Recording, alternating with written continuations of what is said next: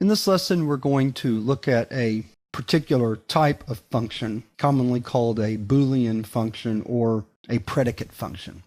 These types of functions are used as helper functions and return a true or false value, a Boolean value, and are usually used to categorize data, like is the data a number, is the data a character, is the data even? Those kinds of questions are answered by predicate functions.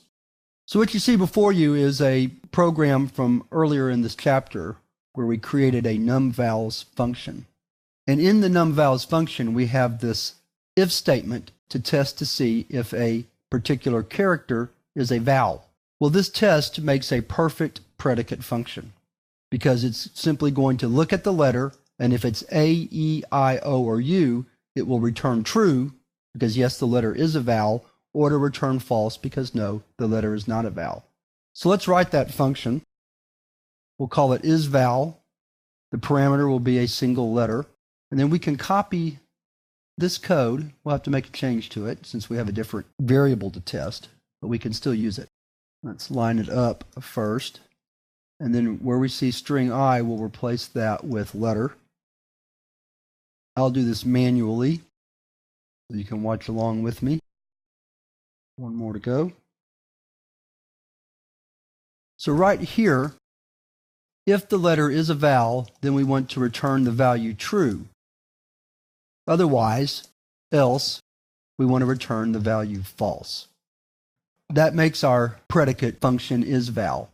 It looks at a letter, and if it's A, E, I, O, or U, then it is a vowel, and it returns the value true. Otherwise, it returns the value false.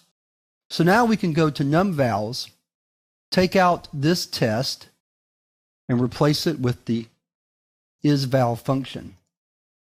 And look how cleaner numVals is now.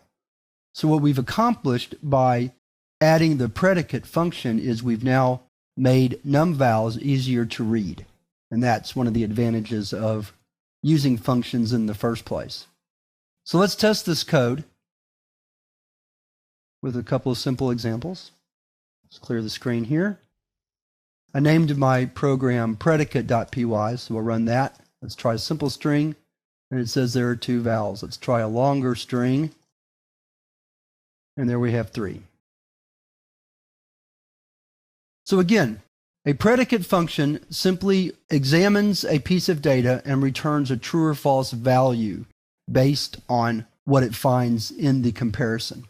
So that wraps up this lesson on predicates. And later on in the chapter, in the exercises, we'll have another look at writing predicate functions.